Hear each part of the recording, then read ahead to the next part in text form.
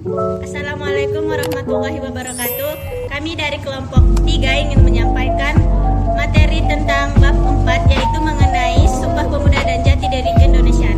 Yang pertama saya akan membahas tentang latar belakang. A. Latar belakang Sumpah Pemuda. Adanya pendidikan atau sekolah akan memunculkan karakter pelajar. Kemudian melopori lahirnya kebangkitan nasional di Indonesia. Hal ini juga dipacu oleh adanya surat kabar. Dengan demikian berkembanglah masa pergerakan kebangsaan suatu periode yang sangat penting dalam sejarah perjuangan bangsa. Saya akan melanjutkan materi saya. 1. Politik etis, pintu pembuka pendidikan modern.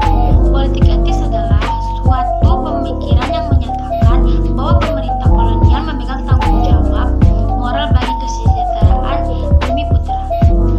Pengaruh politik etis dalam bidang pendidikan sangat berperan dalam perkembangan dan perluasan. Saya akan melanjutkan materi saya. 2. Pers membawa kemajuan. Sejarah perkembangan pers Indonesia dimulai dengan terbitnya surat kabar. Pimpinan surat kabarnya adalah tokoh pergerakan nasional. 3. Bangkitnya nasionalisme.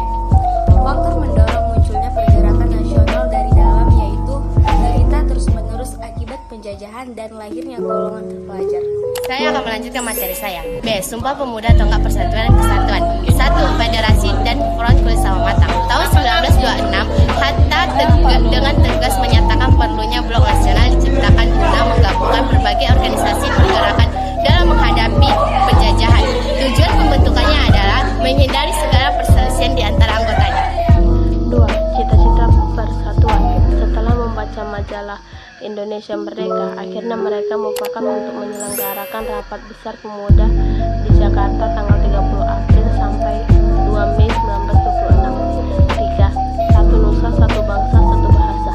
Masih di Jakarta, kemudian terbentuk PPPI pada September 1926, bertujuan untuk memperjuangkan Indonesia Merdeka.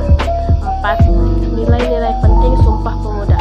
Nilai yang utama Sumpah Pemuda adalah nilai persatuan yang sudah lama diperjuangkan. Di balik peristiwa Sumpah Pemuda terkandung nilai demokrasi. C. Penguatan jati diri keindonesiaan. 1. Politik untuk kesejahteraan dan kejayaan. Keberhasilan Kongres Pemuda Indonesia, pemuda yang melahirkan Sumpah Pemuda, mengilhami untuk Indonesia untuk turut berbakti pada bangsa dan negara. Itu sebabnya berbagai organisasi perempuan di Indonesia yang mencapai 30 organisasi perempuan pada tanggal 22 sampai 25 Desember 1928. 2. Pemuda yang berpolitik. Hasil fusi organisasi pemuda melahirkan Indonesia Pemuda pada tahun 1931. Pemerintah kolonial melarang aktivitas Indonesia Muda dalam politik. Misalnya TNI di Malang mendirikan Suruh Pemuda Indonesia atau MATN. Perindo di Yogyakarta mendirikan Persatuan Pemuda Rakyat atau PARPRI. 3.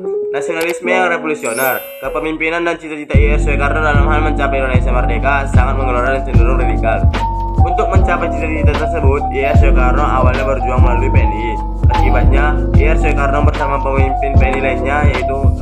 Putusan Panak Berjuang. Sementara LR Soekarno dan beberapa tokoh ditahan, organisasi bergerak untuk menindak Belanda terus berjalan.